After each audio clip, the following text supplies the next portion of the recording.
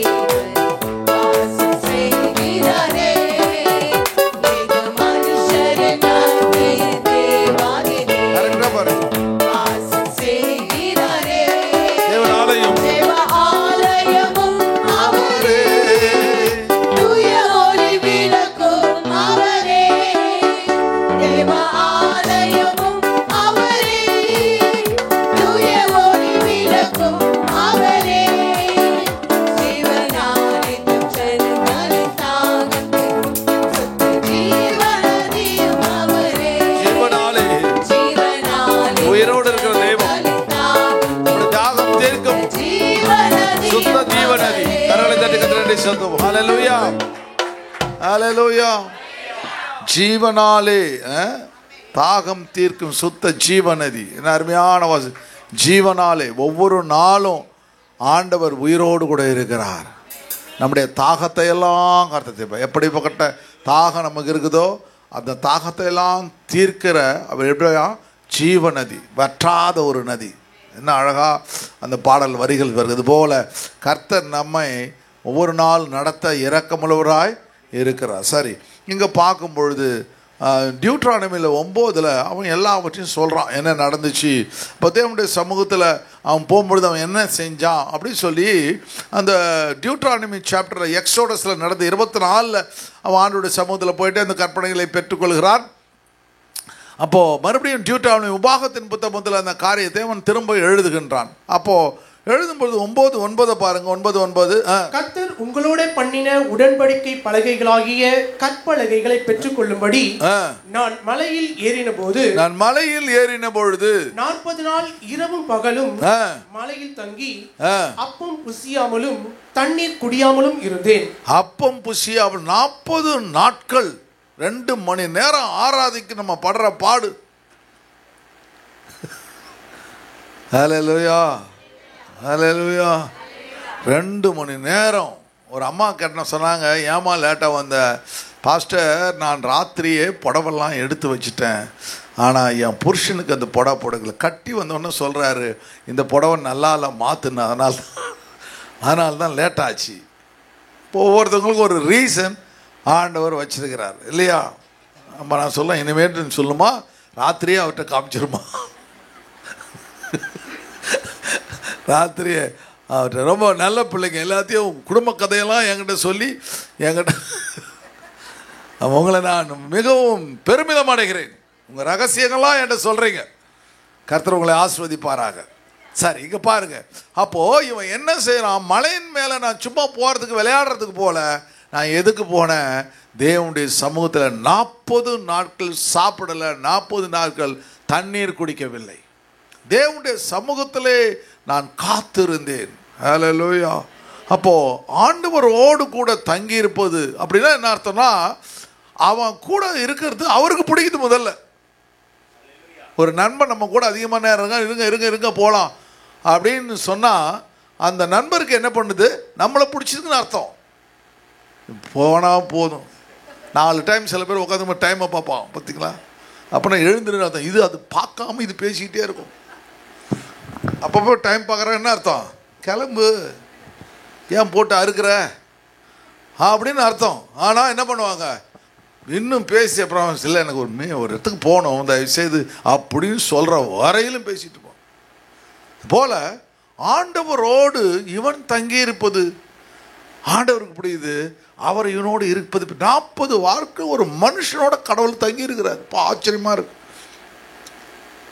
பயங்கரமாக இருக்குது பாருங்க. 40 நாட்கள் அவ்வளோ பெரிய வானத்தையும் பூமியும் படைத்த கடவுள் தேவன் 40 நாளுக்கு ஒரு மனுஷனோடு தங்கி இருந்து அவனோடு கூட முகமுகமாய் பேசி இஸ்ரவேல் புத்திரர்கள் ஒரு பெரிய பிளான் நாட்டை தரப்போறாரு. இப்போ ஒரு சாதாரண ஒரு மனுஷன் எனக்கு யாக்கோபு சந்ததிக்கு இப்போ ஒரு நாடு கிடைக்க போகுது. அந்த நாட்டில் எப்படி வாழணும், எப்படி காரியங்களுக்கு கற்பனைகளை கை கொள்ள வேண்டும், இது எல்லாவற்றையும் அவர் என்ன பண்ணுறாராம்? தன்னுடைய கை விரலினால் எழுதினார். அது எனக்கு ரொம்ப பிடிச்ச அந்த வார்த்தை. 20ஆம் வசனம் பாருங்க. அது அது எங்கே வருவது? அவர்கள் தன்னுடைய கை விரலினால் எழுதினார். ஹல்லேலூயா. சரி, இதுக்கு முன்னாடியே இருக்குது, அது அங்கே அதில் இருக்குது இந்த சரி, அப்புறமா படிக்கலாம். அது இப்போ தன் கை விரலினால் அந்த வார்த்தைகளை எழுதி கற்பனைகளை எழுதி அதை ஆண்டவர் என்ன பண்ணுறாரு? மோசேவுக்கு கொடுக்கின்றார். பார்த்தீங்களா? ஆண்டவர் ஒரு டீச்சரு, ஒரு அப்பா அம்மா மம்மி, இது டேடி மம்மின்னு எழுதி காமிச்சு ஸ்லேட்டில் எழுதுகிற மாதிரி எழுதி கற்பனைகளை கையில் கொடுத்து நீ இப்படியா, எவ்வளோ அன்பு அவர் வச்சுருந்தா அவர் என்ன பண்ணுறார்? இவற்றை எல்லாம் தேவன் நமக்காக செய்கிறார். ஹல்லேலூயா. அதனால் இங்கே பார்க்கும் பொழுது தேவன் என்ன பண்ணுறார்? அவனோடு கூட இருப்பது மாத்திரமல்ல, அவனை நேசிப்பது மாத்திரமல்ல, ஆண்டவர் என்ன பண்ணாராம்? தேவாதி தேவன் பேசின வார்த்தைகளை பாருங்க. 11ஆம் வசனம் பாருங்க. 9, 11 பாருங்க. 9 இரவு நாம் என்பது அவர் எனக்கு அந்த உடன்படிக்கை 2 கற்பனைகளை கொடுக்கும் பொழுது கர்த்தர் எழுந்து ஆண்டவர் என்ன பண்ணார்? கொடுக்கும் பொழுது அந்த கற்பனை 20 அதில் ரொம்ப அழகாக இருக்கும். சரி, நான் பின்னாடி இருக்குது அதுக்கு. அது அந்த வசனம் வந்து லாஸ்ட் வசனம் நினைக்கிறேன். அதில் பார்க்கும்பொழுது தன் கையினால் எழுதினார்ன்னு வரும் பாருங்க பின்னாடி. சரி, அப்புறம் வாசிக்கலாம். மறுபடியும் நம்ம வாசிக்க போகிறோம். அது அப்போ என்ன பண்ணுறாரு? தன் கையினால் எழுதி அந்த காரியங்களை தேவன் செய்கிறத பார்க்க முடிகிறது. ஆண்டவருடைய இரக்கமும் தேவனுடைய தயவுகளும் ஆசீர்வாதங்களும் கர்த்தர் தேவன் அங்கே செய்கின்றார். அப்போ இவர்கள் என்ன பண்ணுறாங்க அப்படின்னா, ஆண்டவருக்கு விரோதமான ஒரு ஆராதனையை அவர்கள் கொண்டு வந்து விடுகிறார்கள். ஆண்டவர் பெரிய திட்டத்தோடு கூட 400 வருஷங்கள் ஆபிரகாமை நினைக்கிறார், ஈசாக்கை நினைக்கிறார், யாக்கோபை நினைக்கிறார். 400 வருஷங்களுக்கு பிறகு தன்னுடைய ஓங்கிய பயத்தினால கொண்டு வராரு. ஒரு நிமிஷத்தில் என்ன பண்ணுறாங்க? அந்த திட்டங்களை உடைத்து போட்டு விடுகிறார்கள். தேவனுடைய பிள்ளைகளை, கர்த்தர் நமக்கென்று பெரிய தரிசனங்களின் திட்டங்களை சில சமயத்தில் நமக்கு வாழ்க்கையில் சோதனைகள் வரும்பொழுது நம்ம என்ன செய்கிறோம்? நம்ம அறியாமலே தேவனை விட்டு விலகி போகிற சூழ்நிலைகள் வந்தாலும் கூட நம்ம எப்படி இருக்க வேண்டும்? ஆண்டவர் மேலே வைராக்கியம் உள்ளவர்களாக இருக்க வேண்டும். எந்த சூழ்நிலை வந்தாலும் தேவனை என்ன கூடாது? விட்டு கொடுக்கக்கூடாது, வித்து விடக்கூடாது. ஹல்லேலூயா. Not for sale. நீங்கள் நாட் ஃபார் சேல். சில இடத்துல சேல் போர்டு வச்சுக்காம பாருங்கள். அப்போ என்ன அர்த்தம்? சேல் போர்டு வச்சிங்கன்னா வெளியில் போகிற ஆளே உள்ளவா, என்னை வாங்கிட்டு போ, அப்படிதானே அர்த்தம். நாட் ஃபார் சேல் அப்படின்னு போட்டிருப்பான். விற்பனைக்கு அல்ல, not for sale. Right, not for sale அப்படின்னா விற்பனைக்கு அல்ல. Sorry, we are not for sale. நாம் வந்து விற்பனைக்கு அல்ல, சேல் போட்டிருப்பான். என்ன சேல் போடுவான்? 30% டிஸ்கவுண்ட், 50% டிஸ்கவுண்ட். டிஸ்கவுண்ட்டில் நீங்கள் போயிடக்கூடாது, டிஸ்கவுண்ட்டில் போயிடக்கூடாது. அதில் ஒன்று வச்சா ஒன்று ஃப்ரீன்னு சொல்கிறான் பாரு இன்னொரு இடத்துல. எப்படி கொடுக்குறோம்? அதுபோல் நாம் we are not for sale. நம்ம விற்பனைக்காக இல்லை, கர்த்தருக்காக உருவாக்கப்பட்டவர்கள். ஹல்லேலூயா. சரி, அவன் சொல்லும் பொழுது ஆண்டவர் அநேக காரியங்களை சொல்லும் பொழுது அவன் சொல்கிறான் பாருங்க. அந்த சமயத்தில் 20ஆம் வசனம் பாருங்க. நான் ஆரோன் மேலும் கர்த்தர் மிகவும் கோபம் கொண்டார். அப்புறம் வாசிங்கம்மா 20. ஆரோன் மேலும் கர்த்தர் மிகவும் கோபம் கொண்டு அவனை அழிக்க வேண்டும் என்றிருந்தார். அப்பொழுது ஆரோனுக்காகவும் விண்ணப்பம் பண்ணி, வெறும் மக்களுக்காக மாத்திரமல்ல, தன் சொந்த சகோதரனையே வந்து மரிச்சு அவரை அழிச்சு விட வேண்டும் கர்த்தர் நினைத்தார். ஆரோனுக்காக நான் விண்ணப்பம் பண்ணினேன். எப்படிப்பட்ட ஒரு பெரிய இருதயம்! தனக்காக வாழாம மற்றவங்களுக்காக வாழுற ஒரு பெரிய இருதயத்தை தேவன் அவங்களுக்கு கொடுத்திருந்தார். ஹல்லேலூயா, ஹல்லேலூயா. அப்போது ஆண்டவர் பேசும்பொழுது எப்படி பேசினார்? நம்ம சில சமயத்தில் வந்து எல்லாரும் ஆண்டவர் என்ன பண்ணுறாங்க? உருவ வழிபாடு செய்கிறாங்க. நம்ம சர்ச்சில் என்ன இல்லை, ஆண்டவர் ஆராதிக்கும் மாதிரி உருவ வழிபாடு இல்லை. ஏன் இல்லைன்னா இந்த வசனம் பாருங்கள். வந்து உபாகமம் வந்து 4ஆம் அதிகாரத்தில் பார்க்கும்பொழுது 15ஆம் வசனம் பாருங்க. 15ஆம் வசனம். ஓரோபிலே அக்கினி நடுவிலிருந்து உங்களோட பேசின நாளில் நீங்கள் ஒரு ரூபத்தையும் காணவில்லை, ஒரு ரூபத்தையும் காணவில்லை. ஆகையால் நீங்கள் உங்களை கெடுத்துக் கொண்டு ஆண் உருவும் பெண் உருவும் பூமியில் இருக்கிற யாதொரு மிருகத்தின் உருவும் ஆகாயத்தில் பறக்கிற செட்டையுள்ள யாதொரு பட்சியின் உருவும் பூமியில் உள்ள யாதொரு உருவும் பிராணி உருவும் பூமிக்கு தண்ணீர் உள்ள யாதொரு மச்சத்தின் உருவமாய் இருக்கிற இவை பாரும். ஆக இவைகளை எவைகளுமே என்ன செய்யக்கூடாது? ஆராதிக்க கூடாது. ஹல்லேலூயா. அப்ப என்ன செய்யணும்? ஆண்டவருக்கு உருவம் இல்லை, அவர் எங்கும் வியாபித்து இருக்கிறார். சூரிய சந்திர நட்சத்திரங்களை உருவாக்கியவர். அப்போ நம்ம அடிக்கடி சொல்றது போல நாம என்ன பண்ண, அவரை உருவாக்க முடியாது, அவர் தான் நம்மை உருவாக்கினார். ஹல்லேலூயா. அப்போ ஆண்டவர், நீங்கள் நானும் ஆராதிக்கிற ஆண்டவர், நம்ம கண்களை மூடும் பொழுது ஆண்டவரே என்னை உருவாக்கிய தெய்வமேன்னு சொன்னாவே இறங்கி வந்துடுவார்.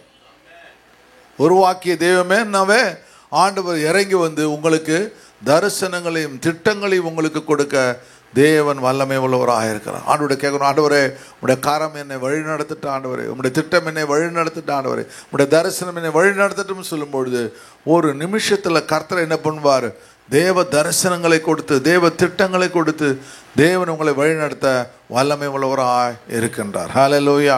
அப்போது ஆண்டவருடைய சமூகத்தில் நாம் எதையுமே நமக்கு ஹீரோவாக மாறக்கூடாதுன்னு அர்த்தம். ஹீரோவாக மாறக்கூடாது. உங்களுக்கு வாழ்க்கையில் நான் சொல்லிட்டு இருந்தேன், ஒரு செல்ஃபோனில் நம்ம என்ன பண்ணுவோம், சில சமயத்தில் நம்ம ஸ்க்ரீனில் செட் ஸ்க்ரீன் வால்பேப்பர் என்ன பண்ணுவோம், ஒருத்தவங்க பிள்ளைங்க போட்டோ வச்சுருப்பாங்கல்ல, சில பேர் வந்து பேர பிள்ளைங்க போட்டோ வச்சுருப்பாங்க, சில பேர் மனைவி ஃபோட்டோ வச்சுருப்பாங்க. அது ரொம்ப ரேருன்னு நினைக்கிறேன். சரி, சில பேர் ஹஸ்பண்ட் ஃபோட்டோ, அது கூட ரேர் தான், ரொம்ப ரேர். அது வந்து சில பேர் இப்படி வால்பேப்பர் நிறைய ஏன் இதில் ஸ்க்ரீனில் நான் எதையும் வச்சுக்கிறது இல்லை. எனக்கு இதெல்லாம் ரொம்ப நம்ம வந்து திரும்ப திரும்ப பார்க்கும்போது அது மனசில் அதிகமாக பதிய ஆரம்பிச்சு. சில பேர் ஜீசஸ் ஃபோட்டோ வச்சுருக்கிறாங்க, அதுவும் தப்பு, அதுவும் தப்பு. செல்ஃபோனில் ஃபோட்டோ வச்சுக்கிட்டோம், இருதயத்தில் வச்சுக்கணும். ஆமாம், அதை பார்த்து தான் உங்களுக்கு ஞாபகம் வரணும் இல்லை, அதை பார்த்தா ஏசு ஞாபகம் வர்றாரு, நீ விசுவாசியே இல்லை. என்ன செய்யணும்? உன் இருதயத்தில் எப்பொழுதுமே அவர் நிரம்பி இருக்க வேண்டும். எப்படி கண்ணை முன்னாவே உங்களுடைய இருதயத்துக்குள்ளே வர வேண்டும். எதை நீங்கள் இருதயத்தில் பதிச்சு கொள்ளுங்களோ அதுதான் உன் சிந்தையில் வரும். அதனால் இந்த நான் முன்னாடி சொல்லியிருக்கேன் பாருங்கள், யாராவது ஒரு இந்த சிலை வடிக்கிறவங்க இல்லை அந்த பறவைகளை அழகாக அந்த ஸ்கல்ப்சர் அதெல்லாம் பண்ணுறவங்களாம் என்ன பண்ணுவாங்க, அதை 3 மாதம் 6 மாதம் அந்த பறவைகளை பார்த்துக்கிட்டே இருப்பாங்க. அப்போ தான் அந்த கண் எங்கே இருக்குது, அது திரும்புறது எப்படி இருக்கும், அப்படியே அந்த உருவகம். ஏன்னா அவங்க இதயத்தில் முதல்ல பதிச்சு கொள்கிறாங்க, பிறகு சிந்தையில் கொண்டு வந்து அதை வடிவமைக்கிறார்கள். ஹல்லேலூயா. அதனால் பாண்டிங்கன்னா இப்போ நீங்கள் ஒவ்வொரு கடவுள் எப்படி இருக்கான்னு யோசிச்சிங்கன்னா எத்தனை கடவுள் வருவார் யோசிச்சு பாருங்க. அப்போது ஆண்டவர் என்ன பண்ணா, உருவம் இல்லை, ஆண்டவரே நீர் எல்லாவற்றையும் படைத்தவர், ஆண்டவரே உம்மை ஒருவராலும் படைக்க முடியாது கர்த்தாவே. அந்த உணர்வு நமக்கு வர வர வர கர்த்தர் என்ன பண்ணுவார், நமக்கு இரக்கம் செய்ய வல்லமை உள்ளவராக இருக்கிறார். வேத வசனங்களில் சின்ன சின்ன வசனமாக இருக்கும். அந்த வேத வசனம் நிறைய பொக்கிஷத்தை கடவுள் வச்சுருப்பார். நான் நிறைய உங்களுக்கு ஹீப்ரு, க்ரீக்கு எல்லாத்தையும் நான் ரொம்ப எவ்வளோ டஃப்பாக எடுத்துகிட்டு போக முடியும். ஆனால் ஒரு சில காரியங்களை என்ன பண்ணும்போது, சில காரியங்களில் கர்த்தர் உங்களுக்கு நிறைய விஷயங்களை கற்றுக் கொடுப்பார். சரி, இங்கே பார்க்கும் பொழுது அப்போ தாமதம் ஆன உடனே இவர்கள் செய்கிற காரியம் என்ன, தேவனுக்கு பிடிக்காததை அவர்கள் செய்து விடுகிறார்கள். இப்போ நாங்கள் ஒரு உதாரணத்துக்கு, இப்போ சர்ச்சு இருக்குது. இப்போது ஆண்டவர் இப்போது நீங்கள் லேட்டாக வரீங்க, லேட்டாக வந்தாலும் நான் இருக்கிறேன். நீங்கள் லேட்டாக வரீங்கன்னு நான் போயிட்டோன்னா நீங்கள் போயிடுவீங்க. நான் லேட்டாக நான் போயிட்டேன்னா நீங்கள் போயிடுவீங்க. அப்போ உனக்கும் எனக்கும் என்ன ஆகிடுது, உறவு ஆறுபட்டு போயிடுச்சு. இப்போது நான் லேட்டாக வர வச்சிங்க, இப்படி வச்சுக்க, மாற்றி வச்சுங்க, பாஸ்டர் வர்றதுக்கு லேட் ஆகுது. அப்போ லேட்டாக வந்தால் நீங்கள் காத்துக்கிட்டு இருந்தீங்கன்னா அது எதை குறிக்கிறது?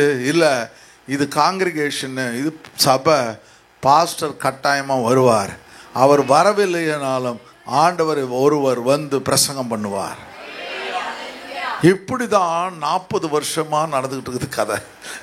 யோசிச்சு பாருங்க. அப்போது எனக்கு என்ன தெரியுது, இது என்னுடைய சபை, நான் அந்த ஆராதனையை கர்த்தர் என் பொறுப்பில் கையில் கொடுத்துருக்கார், அந்த ஆராதனையை நான் நடத்த வேண்டும் என்ற ஒரு பயம் எனக்கு இருக்கிறதுனால கர்த்தர் கிருபையாக நடத்திக்கிட்டு வர்றார். இதில் பெருமை கிடையாது.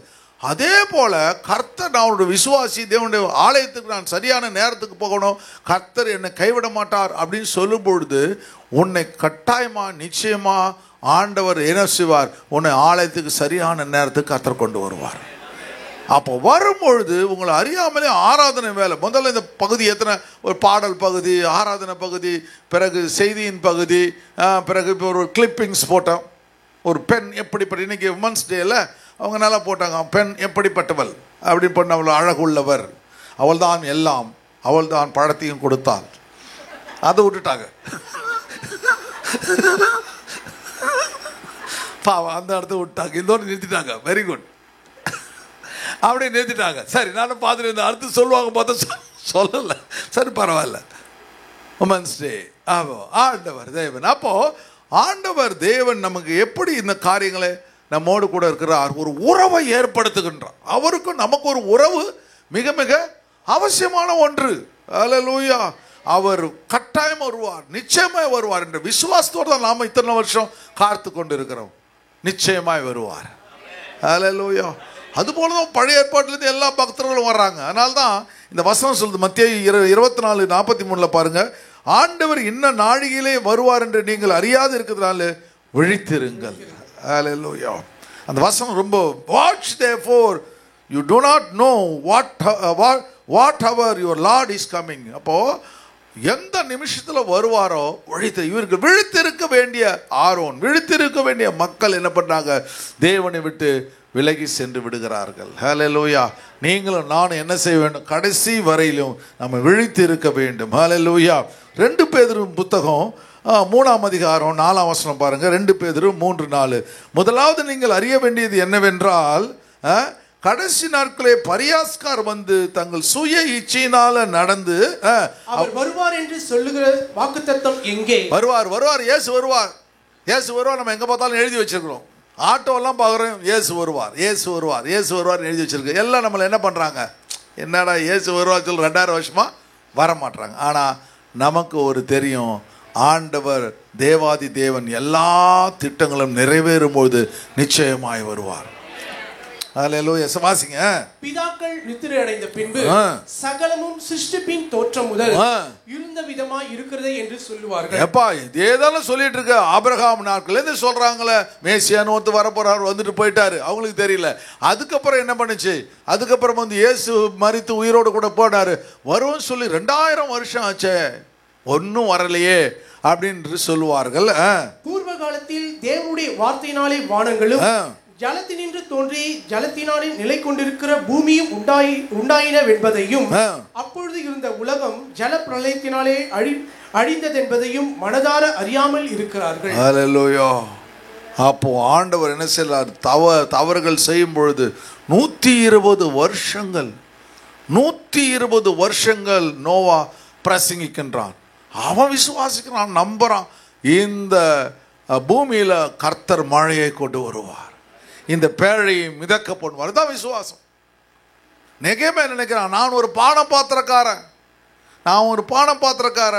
என்னை கொண்டு கர்த்தர் கட்டாயமாக ஆலயத்தை, அவன் அலங்கத்தை கட்டி எழுப்பிடுறார். தாவீது நினைக்கிறான், நான் அவருக்காக வெள்ளியும் பொன்னையும் சேர்த்து வச்சிருக்கிறேன், வரைபடத்தை வரைஞ்சி வச்சிருக்கிறேன், கர்த்தர் நிச்சயமார் என் கண்களுக்கு முன்பாக ஆலயத்தை கட்டி எழுப்புவார். ஹல்லேலூயா. அந்த நம்பிக்கை, அந்த விசுவாசம் தான் என்ன செய்யுது, அந்த காரியங்களை முடிக்க செய்கிறது. அதுபோல உங்கள் வாழ்க்கையிலும் என் வாழ்க்கையிலும் தேவன் இருக்கிறார் என்றால் நம்ம பரியாசக்காரர்களாய் இல்லை, தேவனை விசுவாசிகர்களாய் மாற வேண்டும். ஹல்லேலூயா. அதுக்கு அவன் எழுதலாம் பாருங்க, பேதுரு எழுதும்போது எழுதலாம் பாருங்க, இப்பொழுது இருக்கிற வானங்களும் பூமியும் அந்த வார்த்தையினாலேயே அக்கினிக்கு இரையாக வைக்கப்பட்டிருக்கு. முதல் முழிஞ்சு போச்சு. ரெண்டாவது காரியம் என்ன நடக்க போகுது, இது அக்கினிக்காக. முதல்ல சொல்றான் பாருங்க, அது ஜலத்தினால் அழிக்கப்படுது, அக்கினினால் அழிக்க. எவ்வளோ தரிசனம் எழுதுறான். அப்போ அவன் இருக்கும்போது 2000 வருஷத்துக்கு முன்னாடி எப்படி இருந்துச்சு, ஒரு கண்டுபிடிப்பும் இல்லை, எலக்ட்ரிசிட்டியே அப்போ வந்து நான் அடிக்கடி சொல்லுவேன் பாருங்க, 1600 தான் எலக்ட்ரிசிட்டி வந்துச்சு. ஃபோனு வந்து 1700-800 அதுக்கெல்லாம் ஃபோன் வந்துச்சு. ஆகாய விமானம் கண்டுபிடிக்கிறது 1900 கண்டுபிடிச்சிச்சு. ஒரு 1905 25ஆம் வருஷத்தான் இது வந்து ஃப்ளைட்டே வந்துச்சு. இவ்வளோலாம் இருந்தாலும் இப்போ அவன் சொல்கிறான், அப்போ எழுதுறான், அக்னிக்காக வைக்க போய் பார்த்தீங்களா, எல்லா மிசைல்ஸ் எல்லாமே ஃபயர், டப்புன்னு அடிச்சான ஃபயர், அக்னிக்கரை. எவ்வளோ தரிசனத்தோடு இந்த அருமையான பேதுரு எழுதுகிறான். ஒரு மீன் பிடிக்கிறவன், அவனுக்கு கர்த்தர் வெளிப்பாடுகளை தருகிறார், நடக்கிற காரியங்கள் அவன் எழுதுறான், பியூட்டிஃபுல்லாக எழுதுறான். அவன் சொல்ல பாருங்க, இப்பொழுது இருக்கிற வானங்களும் பூமியும் இந்த வார்த்தையினாலே அக்னிக்கு இரையாக வைக்கப்பட்டு, அல்லேலூயா, வைக்கப்பட்டு தேவ பக்தி இல்லாதவர்கள் நியாயம் தீர்க்கப்பட்டு. யாருக்கு வந்து தேவ பக்தி இல்லையோ அவர்களை தேவன் நியாயம் தீர்ப்பார். இதுதான் பயங்கரமான காரியம். அப்போ ஒரு விசுவாசி, தேவனுடைய பிள்ளை, தேவ பக்தி உடையவர்களாக இருக்க வேண்டும். 1 மணி நேரம் தான் சர்வீஸ், 2 மணி நேரம் சர்வீஸ், 1 மணி நேரம் சர்வீஸ்.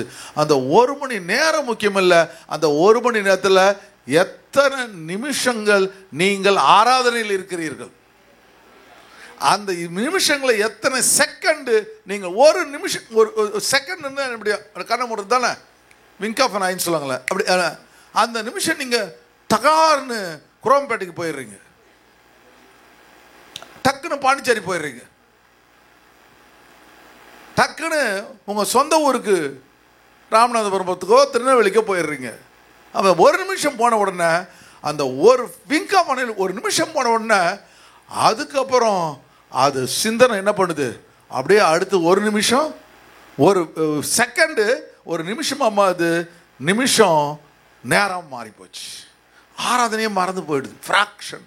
அப்போது ஆண்டோடைய சமூகத்தில் வந்து நிற்கும் பொழுது, ஆண்டோடைய அதுதான் நான் சொல்லுவேன், ஒவ்வொரு இடத்துலையும் சொல்லுவேன், பாடும்பொழுது, கொயரை பாடும்போது சேர்ந்து பாடுங்க. அப்போ என்ன, சேர்ந்து பாடும்பொழுது உங்கள் சிந்தனை தேவனோடு கூட போகுது. 1. 2வது அந்த பாட்டை கவனிக்கிறீங்க. 3வது என்ன நடக்குது, அந்த பாட்டோட வரிகள் உங்களோடு கூட பேசுகிறது, அது இருதயத்துக்குள்ள நீங்கள் அறிக்கை செய்கிறீங்க. அந்த பாட்டோட வரிகளை அறிக்கை செய்யும்போது அந்த அறிக்கை இருதயத்தில் ஒரு கன்விக்ஷன், அதாவது ஒரு மனம் மாறுதலை கொண்டு வருகிறது. அறிக்கை செய்து விட்டு விடுகிறவங்களும் இரக்கம் பெறுவான். அல்லேலூயா. இவ்வளோ காரியங்கள் ஃப்ராக்ஷனில் நடக்குது. நீங்கள் செய்கிற செய்கள் அப்படியே பக்கத்தில் பாடுற மாதிரி இதில் வர ஒரு மறைப்பு, சரியாக பாடலையா ராகத்தோட, அப்படி நாம பாட ஆரம்பிச்சா அவன் ராகம் தெரியாது, நீங்கள் பாடாதனால அவன் ராகம் தெரியுது. நான் அடிக்கடி சொல்லுவேன் பாருங்க, குயில் பாடிக்கிட்டே இருந்துச்சு, ஏன் நிறுத்திட்ட குயிலை அப்படின்னு கேட்ட உடனே, இல்லை ஓனாயெல்லாம் சத்தம் போடுது, கோட்டம் வேற ஓன்னு கத்துது, அதனால் என் பாட்டை நிறுத்திட்டேன். அப்போ ஒருத்தர் சொன்னாரா, நீ பாடுறது பார்த்து அதையே ஒரு நாள் நிறுத்திடும். புரியுதா உங்களுக்கு? அது கம்பேர் பண்ண போகிறோம், என்னடா நம்ம கத்துறோம், எல்லாம் கத்துறோம், அந்த குயில் பாட்டு ரொம்ப நல்லா இருக்குதே, அல்லேலூயா. அப்புறம் என்ன பண்ணுமா, அது வந்து தன்னை வந்து மாற்றிக்கொள்ளும். அதுபோல தேவனை ஆராதிப்பது தேவன் நமக்கு கொடுத்த ஸ்லாக்கியம். இந்த 1 மணி நேரம் வேஸ்ட் ஆகக்கூடாது. 1 மணி நேரம் வேஸ்ட் ஆகும். சில சமயத்தில் நான் வெளியூர் போகும்பொழுது ஃப்ளைட் லேட் ஆகிடும், இல்லை ஏர்லியாக போயிடுவேன். சில சமயத்தில் டிராஃபிக் இருக்காது. நான் ஒரு 1.5 hours பிளான் பண்ணி இங்கேருந்து கிளம்புவேன். அங்கே போனால் ½ an hour போயிடும், 1 hour போயிடும். போயிட்ட உடனே அந்த 1 hour ஃப்ளைட் லேட்னா அந்த 1 hour கம்ப்ளீட்டாக படிச்சுட்டே இருப்பேன். அதுதான் கடவுள் எங்கே பார்த்தாலும் இந்த ஐபேடை தூக்கிட்டு போயிடுவேன். ஃபோன் இப்போ இந்த ஃபோனில் அது எல்லாத்தையுமே ஹெவி ஜிபி. அவர் சொன்னார், ஃபோன் வைக்கிறவர், சார் நெக்ஸ்ட் டைம் நீங்கள் ஃபோன் வாங்க 1 TB வாங்கிடுங்க. 1 TB வாங்கிடணுமா?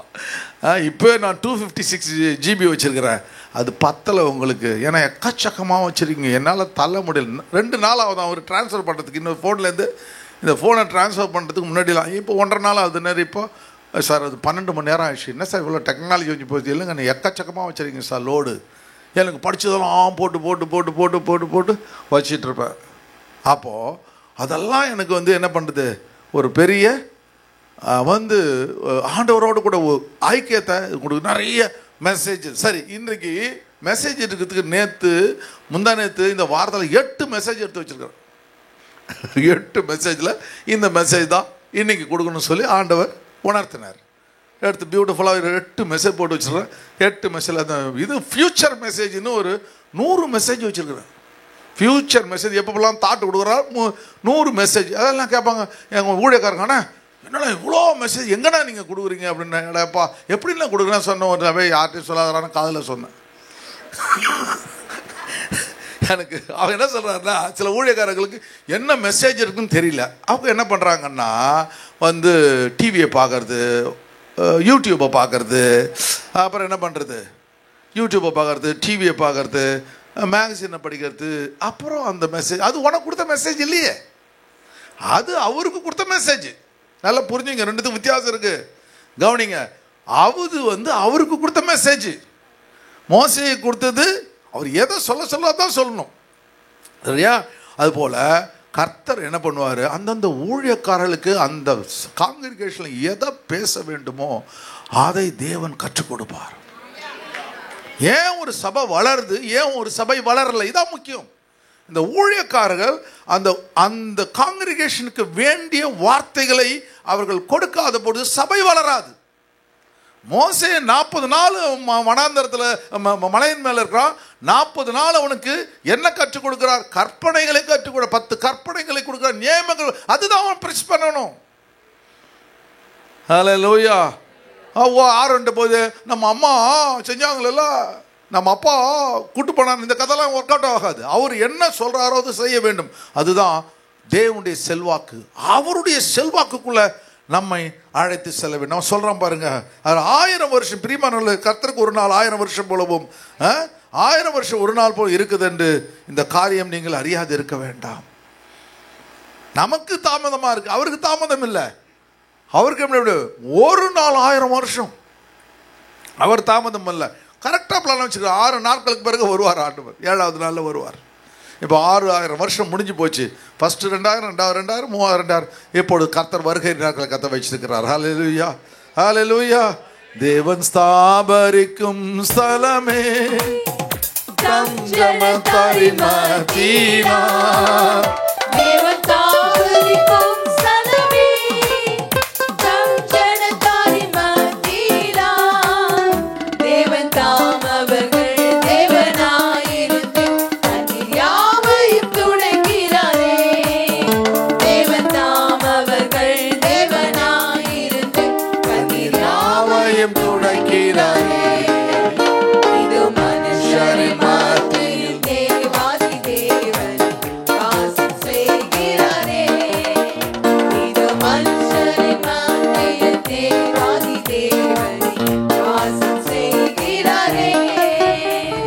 ரெண்டாவது இன்ஃப்ளூயன்ஸ் ஆஃப் பீப்புள், மக்களின் செல்வாக்கு. அதில் 32வது வாரம் 32ஆம் அதிகாரத்தில் 2-3 வசனம் குயிக்கா வாசி. அதற்கு ஆரோன், உங்கள் மனைவிகள் குமார்த்திகளுடைய காதுகளில் இருக்கிற பொன்னணிகளை கழற்றி என்னிடத்தில் கொண்டு வாருங்கள் என்றான். ஜனங்கள் எல்லாரும் தங்கள் காதுகளில் இருந்த பொன்னணிகளை கழற்றி ஆரோனிடத்தில் கொண்டு வந்தார்கள். ஹல்லேலூயா. இப்போ இவன் செய்யற காரியம் என்ன அப்படி சொன்னா, அங்கே மோசேயோடு கூட இருக்க வேண்டிய மோசேனுடைய இருதயம் போல யாருக்கு இருதயம் இருக்க வேண்டும்? ஆரோனுக்கு இருக்க வேண்டும். இப்போ ஒரு போதகர் என்ன இருதயமுக்கும் அது வந்து விசுவாசிகள் இருக்க போது அப்போ தான் சபை விருத்தியாகும். நான் ஒரு பிளான், நீங்கள் ஒரு பிளான் போட்டால் அந்த கட்டடம் ஒழுங்காக வராது. நான் நிறைய முறை பார்த்துருக்கேன். நான் ஆர்கிடெக்டாக இருந்த நாட்களை பார்த்துருக்கேன். வந்து ஒரு பிளான் போட்டு காமிச்சா ஹஸ்பண்ட் ஒன்று சொல்லுவார், இங்கே தான் வரணும், ஒய்ஃப் ஒன்று, 2 பேரும் முறைச்சி போட்டு கட்டடம் நின்று போயிடுச்சு. கட்டடம் நின்று போச்சு. நான் சொன்னேன் 2 பேரும் முடிவுக்கு வாங்க, அப்புறமா ஆரம்பிக்கலாம். அப்புறம் நீங்களே சொல்லுங்கள் சார் அப்படின்னா நாமளே சொன்னோன்னா, சரி சார் நீங்கள் 2 பேரும் கொஞ்சம் சும்மா இருங்க, நான் இவ்வளோ பண்ணியிருக்கேன், நான் கரெக்டாக ஒன்று சொல்கிறேன், அதுபடி செய்யுங்க, நடக்கும் அப்படின்னு. அப்போ நீங்களே சொல்லுங்கள் சார், நான் சொல்கிற மாதிரியே செய்யுங்க, இதெல்லாம் இருந்தால் இப்படி சொன்ன மாதிரி வச்சா இது தப்பு, இப்படி சொல்ல மாட்டா இது தப்பு, இந்த ஃப்யூச்சரில் இப்படி ப்ராப்ளம்லாம் வரும் அப்படின்னு சொன்னோடனே சரி சார். அப்போ கடைசியில் அந்த ஆர்கிடெக்டுடைய அந்த சிந்தனைக்கு ஒப்பு கொடுக்கும்போது பியூட்டி கடைசி சார் ஆரம்பிச்சு. அதுபோல் கர்த்தருடைய திட்டத்துக்கு ஒப்பு கொடுத்துடணும். உங்கள் பிளான் என் பிளான் இல்லை, உம்முடைய சித்தம் என்னாண்டவரே. ஹல்லேலூயா. அந்த திட்டம் தான். இவங்க என்ன பண்ணுறாங்க, அதை ஒப்பு கொடுக்காம ஆரோன் என்ன பண்ணிடுறான், உடனே இவங்க வந்து கூட்டம் கூடி வந்து நின்று வந்த உடனே எங்களை அழைத்து, இப்போ 40 வருஷம் யாரையும் அவனை அழைச்சிட்டு வந்தது, 400 வருஷம் யாரும் உன்னை வழி நடத்துறது, எவ்வளோ பெரிய அற்புதங்களை கண்ட மக்கள், 10 வாதைகளை கண்ட மக்கள், செங்கடல் இறந்தாய் பிறந்தே பார்த்த மக்கள், இவ்வளோ அற்புதங்களை பார்த்த மக்கள் என்ன செய்கிறாங்க, தேவனுக்கு விரோதம் முதல் கற்பனையை மீறி விடுகிறார்கள். கற்பனை முன்னாடி 20ஆம் அதிகாரத்தில் கொடுத்துட்றாரு, இந்த 32ஆம் அதிகாரம் இது என்ன என்று சொல்லிடுறாரு. ஆனால் அந்த கற்பனைகளை ஒரு நிமிஷத்தை அந்த அந்த இன்ஃப்ளூயன்ஸு, ஒரு தலைவனாக நீங்கள் தேர்ந்தெடுக்கப்படும் போது, லீடர்ஷிப்புக்கு தரும்போது யாருக்கும் என்ன பண்ணக்கூடாது, நீங்கள் அவங்க இன்ஃப்ளூயன்ஸ் பண்ணும்போது அவங்களுக்கு செவிசாக கூட அவங்களோட நாலேஜ் விட உங்கள் நாலேஜ் ஜாஸ்தி நல்லா இருக்கணும். வேறு அவங்க நாலேஜை விட நல்லா இருக்கும். நான் அடிக்கடி சொல்லுவேன், டெசிஷன் எடுக்கும்போது எல்லார்ட்டையும் சொல்லுவேன், எல்லா லீடர்ஸையும் சொல்லுவேன். என்ன லீடர் சொல்லுவேன், முதல்ல அவன் ஆலோசனை கேளு, எல்லாரும் ஆலோசனை கேளு. கேட்காம நீ எடுத்து நான் சண்டை போடுவான். நீ கேட்டுட்டு கடைசியில் நல்ல ஆலோசனையை நீ கரெக்டாக டெசிஷன் எடு, அவன் வாய் மூடிட்டு போவான். ஹல்லேலூயா. அப்போது நீ உன் நாலேஜை வளர்த்துக்கொள்ள வேண்டும். அடுத்த லெவலுக்கு நீ போக வேண்டும்னா நீ ஒவ்வொரு நாளும் படிச்சுக்கிட்டே கற்றுக்கொள்ள வேண்டும். ஒரு சீசனில் இந்த மூத்த போதகத்தில் நான் ஃபோன் பண்ணி கேட்பேன். எனக்கு தெரியாது, நிறைய காரியம் தெரியாது. ஏன்னா அவ்வளோ தரவாக நான் படிக்கல அந்த நாட்களில். 95 எங்கே 75 பேர் ஒரு நம்ம வந்து சாதாரண பேர் இருந்தோம். இப்போ பார்க்குறேன், மூத்த ஊழியக்காரங்க நம்மகிட்ட கேட்குறாங்க. ஒரு ஊழியக்காரர், மூத்த ஊழியக்காரர், ரொம்ப வயசில் மூத்தவர். நான் போன மாதத்துக்கு முந்தின மாதம் இதில் வந்து சேலத்தில் பிரசங்கம் பண்ணிட்டு வந்தேன். சினகாகனா என்னன்னு சொன்னேன். அவர் சொல்கிறாரு, சினகாகனா என்னன்னு எனக்கு தெரியவே தெரியாது. சன் அகாக் அப்படின்னு என்ன, அந்த சினகாகில் என்னென்ன இருக்கும் அப்படின்னு உங்களுக்கு சொல்லி கொடுத்தேன் பாருங்கள். அந்த காரியங்களை சொன்னோன்னு அப்படியே என் கையை பிடிச்சி குலுக்கிக்கிட்டே இருக்கார். இதெல்லாம் தெரியாத நீங்கள் பேசுகிறீங்க, ஏன் உங்கள் மீட்டிங் நாங்கள்லாம் வரோன்னா நீங்கள் தெரியாத சப்ஜெக்ட் எடுக்கிறீங்க. ஹல்லேலூயா. இதெல்லாம் எதுக்கு, நம்ம அதிகமாக ஆண்டவர்கிட்ட கேட்க கேட்க தேவன் என்ன பண்ணுறாரு, அதை கற்றுக் கொடுக்கின்றார். ஹல்லேலூயா. அதுபோல் நீங்கள் ஒரு நல்ல ஒரு தலைவனாக வேண்டும் என்றால் தேவனிடத்தில் கற்றுக்கொள்ள வேண்டும். அப்போ அவன் சொல்கிறான், இவன் மனுஷன் இன்ஃப்ளூயன்ஸ் பண்ண உடனே தேவனை விட்டு, அப்போது அவன் சொல்கிறான் பார்த்தீங்களா, தேவன் ஆரோனையும் அழிக்க சித்தமாக இருந்தார். என்ன வார்த்தை அது. 10 வாதைகளுக்கு கூட போனவன், மோசையோடு கூட இருந்தவன், பார்வோனையே கலங்கடிச்சவன், இன்னைக்கு அழிவுக்கு தன்னை உட்படுத்தி விடுகிறான். நம்ம வாழற வாழ்க்கை எவ்வளோ காரியம் தப்பிச்சு வந்துக்கிட்டு இருக்கிறோம் இல்லையா? அப்படி வருகையிலே காணப்பட வேண்டும். ஹல்லேலூயா. அப்போ இவன் என்ன பண்ணுறான், இந்த நகையெல்லாம் கழட்டி ஆரோன்ட்ட கொடுக்குறாங்க. அந்த நகை எப்படி இவங்களுக்கு வந்துச்சு, ஏது இவங்களுக்கு வந்த? Very good. லிடியா கை தட்டுக்குமா? Very good. லிடியா டக்குன்னு கரெக்டாக சொன்னாங்க. ஃபர்ஸ்ட் சர்வீஸில் சரி, எக்ஸோடஸ் 12 பாருங்க. நான் சொல்லியிருந்த பிறகு இஸ்ரவேல் ஜனங்கள் ஏவிதத்தில் வெள்ளுடைய பெண்ணுடைய வஸ்திரம் கேட்டு மோசே சொல்லி இருந்தபடி. அந்த வார்த்தை ரொம்ப அருமையாக இருக்குது பாருங்க. அவங்களுக்கு அந்த டெக்னிக் இல்லை, அவங்க விடுதலை ஓடி போகணும்னு நினச்சாங்க. ஆனால் மோசே அப்போனா ஒரு மூத்த போதகனா வழி நடத்தினா இருந்த மோசே தேவனோடு கூட உறவு கொள்வனாக இருந்தான். இப்போ தேவன் என்ன பண்ணுறாரு, மோசேக்கு கற்பிக்கின்றார். ஒரு போதகர், ஒரு லீடர் மற்றவர்களை பார்க்கலாம் அதிகம் ஜெபத்தில் இருக்க வேண்டும். ஹல்லேலூயா. அப்போ உறவுனால அவன் சொல்ல வெள்ளியுடன் பொன்னுடையிலும் கேட்டு வாங்கின உடனே அவங்க என்ன செய்கிறாங்க, கர்த்தர் ஜனங்கள் கண்கள் தயவு கிடைக்கும். அந்த மோசே தேவன் சொன்னபடி கேட்குறான், கர்த்தர் என்ன பண்ணுறாரு, தயவு கிடைக்க பண்ணுறார். நீங்கள் ஒரு கடன் வாங்கினா கூட கர்த்தர் தயவு இல்லாமல் கடன் கொடுக்குறோம், கடன் கொடுக்க மாட்டான். உண்மையை சொல்கிறேன். நீங்கள் ஆண்டவர்கிட்ட ஜெபிச்சுட்டு போனால் அவன் போதுமா இன்னும் கொஞ்சம் வேணுமான்னு கேட்பான். போதுமா இன்னும் கொஞ்சம் வேணுமா, அப்படி இல்லைங்க இது போதுங்க. அதான் தயவு. அங்கே பார்க்கும்போது கிடைக்கும் செய்தனால கேட்டதை அவர்களுக்கு கொடுத்தார்கள், இவ்விதமாக எகிப்திலே கொள்ளையிட்டார்கள். போனா போதுண்டா எல்லாத்தையும் எடுத்து கம்ப்ளீட்டாக எடுத்து கையில் கொடுத்த அந்த உடைமைகள், தேவன் கொடுத்த அந்த பொக்கிஷங்களை, தேவன் கொடுத்த ஆசீர்வாதங்களை அவன் என்ன பண்ணுறான், வேறே தெய்வங்களுக்கு கொடுத்து விடு, வேறே காரியங்களுக்கு கொடுத்து விடுகின்றான். ஆண்டவர் அங்கே பார்க்க எவ்வளோ மனசுக்கு வேதனை. அப்போ தேவன் ஏன் அழிக்க சித்த கொள்ளாமல் இருப்பார் ஆரோன் மேலே? யோசிச்சு பார்த்தீங்களா? பாரபட்சம் பார்க்காத ஒரு தேவன். அவங்க ஊழியக்காரனாக இருந்தாலும் யாராக இருந்தாலும் அதை பற்றி கவலை இல்லை, அவர்கள் உண்மையாக இருக்க வேண்டும். அல்லேலூயா. சரி, நிறைய இருக்குது. அதுக்கப்புறம் மூணாவது இன்ஃப்ளூயன்ஸ் ஆஃப் வர்ஷிப். ஆராதனை மிக முக்கியம். குயிக்க முடிச்சிடுறேன். ஆராதனை மிக முக்கியம். பாருங்க அந்த 6ஆம் வசனம் பாருங்க. 6ஆம் வசனம் குயிக்க படிச்சு முடிச்சிடலாம். மறுநாள் அவர்கள் அதிகாலையில் எழுந்து சர்வாங்க தகன பலிகளை இட்டு சமாதான பலிகளை செலுத்தினார். என்னென்ன செய்யலாம் பாருங்க. ஆராதனை செய்வது யாருக்கு? வேற காரியங்களுக்கு. ஆனா அவன் செய்யற காரியங்கள் அதிகாலையிலே எழுந்து விடுகிறான். தேவனுக்காக எழுந்திருக்க வேண்டிய ஒரு ஆளு 6 மணி ஆராதனைக்கு வரணும், 2வது ஆராதனைக்கு வரணும், ஞாயிற்றுக்கிழமை வர வேண்டிய ஆளு, ஆனா இப்போ அதிகாலையிலே எழுந்து விடுகிறான். தேவனுக்கு பிடிக்காத காரியங்களை சர்வாங்க தகன பலிகள், சமாதான பலிகளை, சர்வாங்க தகனம் பேர்ன்ட் ஆஃபரிங் சொல்லுவாங்க. பேர்ன்ட் ஆஃபரிங் லேவியராகமம் 1ஆம் அதிகாரத்தில் பேர்ன்ட் ஆஃபரிங்கை பறித்து போடப்பட்டிருக்கிறது.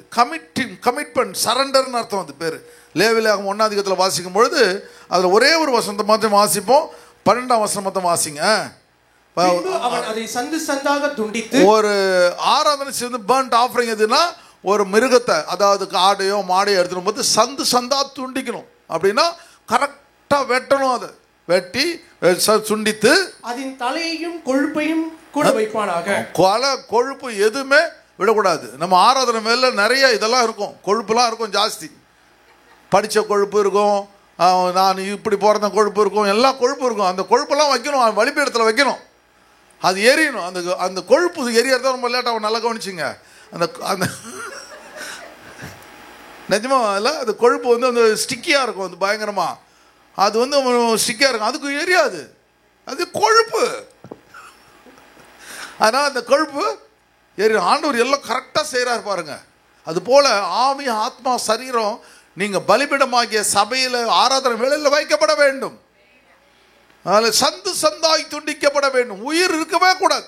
நீங்கள் இது மட்டும் முண்டமாக வெட்டிட்டீங்கன்னா அந்த தனியாக ஆடிட்டு இருக்கும் பார்த்தீங்க கை காலெல்லாம். அப்போ மனுஷன் ஒவ்வொரு பகுதியாக வெட்டணும். ஒரு இடத்துல கூட அந்த பிளட்டை மட்டும் எடுத்து ஆண்டவர்கிட்ட கொடுத்துட்டு, ஏன்னா அதில் உயிர் இருக்குது, அது தேவனுக்கு சுகந்த பலியாக மாறுது. அப்போ அது வந்து பரிசுத்தப்படுத்துது. இதை என்ன பண்ண, சண்டு சண்டாக துண்டித்து தகனம் வச்சு அதை வந்து நெருப்பு போட்டு அதை எரிக்கணும். அந்த ஆசாரியம் பார்த்துக்கிட்டே இருக்கணும். பார்த்துக்கிட்டு இருக்கும்போது எரிஞ்சு சாம்பலாகி அந்த புகை தேவனுக்கு முன்பாய் பிரியமாய் மாறணும். பிரியமாய் மாற வேண்டும் என்றால் அந்த ஆடு தேர்ந்தெடுக்கப்பட்ட ஆடாக இருக்க வேண்டும், அந்த ஆடு பழுதற்ற ஆடாக இருக்க வேண்டும், அந்த ஆடு ஒப்பு கொடுக்கிற ஆடாக இருக்க வேண்டும், அந்த ஆடு தேவனை பிரியப்படுத்துகிற ஆடாக இருக்கு. இதெல்லாம் யார் செய்கிறார்? இயேசு ஒருத்தர் தான் செய்கிறார். அல்லேலூயா. இவர்கள் செய்கிறது என்னதென்று அறியாது இருக்கிறார்களே, இவர்கள் பாவத்தை மன்னித்தருளும் ஆண்டவரே அப்படி சொல்றார். பார்த்தீங்களா? அவர் அடிக்கப்பட்டு ஒடுக்கப்பட்டு தன்னை முழுமை ஜீவ பலியாய் ஒப்பு கொடுக்குறான். இப்போ அதுபோல ஒரு விசுவாசி தன்னை ஒப்பு கொடுக்கும் பொழுது தேவனுக்கு சுகந்த வாசனையாய் மாறி விடுகிறான். தேவன் அவரை ஆசீர்வதித்து, அதனால தான் கர்த்தர் என்ன பண்ணுறாரு, அவர் மரித்தவுடன் உயிரோடு கூட எழுப்புகிறார். நம்முடைய வாழ்க்கையில் கர்த்தர் தேவன் நம்ம முழுமையாக அர்ப்பணிக்கும் பொழுது எப்படிப்பட்ட காரியத்திலும் நமக்கு உயிர் தெழுதலை கர்த்தர் கொடுப்பார். ஹல்லேலூயா. சரி, 4வது காரியம் டைம் ஆயிடுச்சு. 4வது காரியம் கமிட்மெண்ட். நிறைய இருக்குது இந்த ஆராதனையில். உலகத்தின் காரியங்கள் வரக்கூடாது, அப்படி நிறைய காரியங்கள். இவங்க என்ன செய்கிறாங்க, அவங்க புசித்து கூடுது தேவனுக்கு விரோதமாக காரியம் செய்கிறாங்க. 4வது காரியம் இன்ஃப்ளூயன்ஸ் ஆஃப் கமிட்மெண்ட், அர்ப்பணிப்பின் செல்வாக்கு. இங்கே கடைசி காரியத்தை பார்க்கும் பொழுது மோசே என்ன செய்கிறான் அப்படின்னு பார்த்தா, இந்த மக்களை தேவனை அழிச்சு விடுன்னு நினைக்கும் பொழுது ஆண்டவருடைய சமூகத்தில் தன்னையே கொடுத்துட்றான். எப்படி கொடுக்குறான் சொன்னா, அவன் சொல்கிறான், ஆண்டவரே ஆபிரகாம் ஈசாக்கு நீ வாக்குத்தத்தம் கொடுத்தீரே, வானத்து நட்சத்திரம் போல பெருக பண்ணுவோன்னு சொன்னீங்களே சாமி, இப்போ நீங்கள் வந்து இவங்களை அழிச்சிட்டா அந்த தேவன் பார் கூட்டு போயிட்டு அவரை அழிச்சிட்டாரு. நான் அடிக்கடி சொல்லுவேன், ஆண்டவரே இந்த ஆலயத்தில் ஆண்டவரே இந்த ஆலயம் கிடைக்காதனால ஒன்றும் இல்லை, இந்த ஆலயம் என்ன நடக்குன்னு எனக்கு தெரியாது, ஆனால் புறஜாதிகள் ஆண்டவரை இழிவாக பேசுவதற்கு ஆண்டவரை நீர் காரணமாகக்கூடாது. நாங்கள் சாதாரண மக்கள் ஆண்டவர், எங்களால் முடிஞ்சதை நாங்கள் செஞ்சோம், எங்களுடைய கரத்தில் இல்லை ஆண்டவரே. அப்படி தான் நானும் இப்படி ஜெயிப்போம். அப்போது அவன் சொல்கிறான், ஆண்டவரே நீர் அதை செய்யாதீங்க ஆண்டவரே, வேணா ஒன்று செய்யுங்க ஆண்டவரே, என்னை நம்பினீங்கல்ல, நான் தானே வழி நடத்தினேன், நான் தானே உங்களை கூப்பிட்டு வந்தேன், என் மேலே தான் தப்பு இருக்குது, நான் தான் சரியாக நடத்தேன், அதனால் என் பேரை கிழிக்க போட்டிருக்கேன் ஆண்டவரே.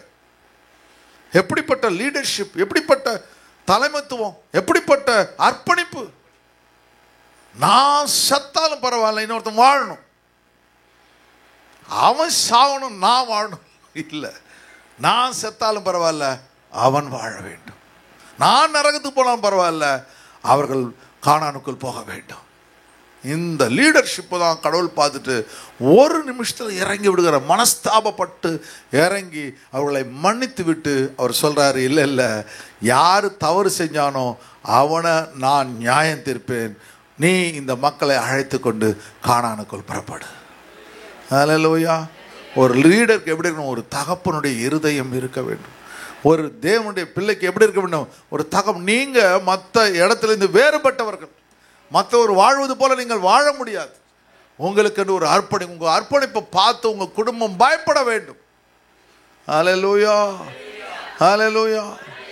என்ன எல்லாத்தையும் போட்டுக்கிட்டே இருக்கீங்க அப்படின்னு சொல்லி சாப்பிட்டு முடிச்சோன்னு கேட்பாங்க பாருங்க சில பேர், ஒன்றுமே இல்லை போலத, நீங்கள் சாப்பிட்டீங்களா, இல்லை இல்லை நீங்கள் நல்லா சாப்பிட்டீங்கனால விட்டுட்டேன்.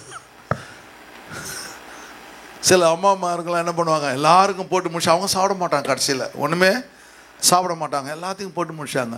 சிலவங்க ரொம்ப நல்லவங்க முன்னாடி சாப்பிட்டு வந்தால் பரிமாறுவாங்க. சரி, எப்படியா இருந்தாலும் சரி, அந்த அர்ப்பணிப்பு மிக மிக முக்கியமான ஒரு 4 காரியங்களை கர்த்தர் நமக்கு கற்றுக் கொடுத்தார். நல்ல 4 காரியங்கள் நல்ல மைண்டில் வச்சுங்க. ஒன்று என்ன செஞ்சாருன்னா, தேவனுடைய செல்வாக்குக்குள்ளே நம்ம ஈடுபடுத்திக் கொள்ள வேண்டும். அவர் இந்த மோசே தேவனுடைய செல்வாக்குக்குள்ளே ஈடுபடுத்திக் கொண்டாங்க. ஆரோனையும் அழிக்க நினைச்சவர் மோசையை அழிக்க வேண்டும் நினைக்கவில்லை. அவங்க கேட்குறான் அழிச்சிருந்தாலும் அவர் சொல்றாரு, இல்லை இல்லை இல்லை நான் உன்னோடு கூட இருப்பேன். மறுரூப மறையில் கூட அவரோடு கூட அவர் நிற்கிறார். கடைசி வேலை உங்களோட நிற்பார். 2வது, மக்களுடைய செல்வாக்குக்கு நீங்கள் செவி சாய்க்கக்கூடாது. ஏனென்றால் நீங்கள் தேவனுடைய பிள்ளைகள், தேவனால் அபிஷேகம் பண்ணப்பட்டவர்கள். அல்லேலூயா. யாரும் உங்களை இன்ஃப்ளூயன்ஸ் பண்ணக்கூடாது. நீங்கள் தான் அநேக காரியங்களை அந்த குடும்பத்துக்காக மற்ற காரியங்களுக்காக செய்ய வேண்டும். 3வது காரியம் ஆராதனையில் நீங்கள் எப்படி ஜீவ பலியாய் ஒப்பு கொடுக்க வேண்டும், கமிட் பண்ண வேண்டும், அர்ப்பணிக்க வேண்டும். அல்லேலூயா. ஆரோன் அர்ப்பணிக்கவில்லை, ஆரோன் தேவனை வேற காரியம், ஆனால் மோசே அர்ப்பணித்து விடுகிறான். 4வது காரியம், மோசே என்ன செய்கிறான், தன்னையே அந்த மக்களுக்காக அர்ப்பணித்து விடுகிறான். கர்த்தர் அவனை கடைசி வரையிலும் நேசிக்கின்றார். இந்த செய்தியினுடைய தலைப்பு ரிஜாய்ஸ் இன் ஹிஸ் கிரேஸ், தேவனுடைய கிருபையிலே மகிழ்ந்திருக்கு.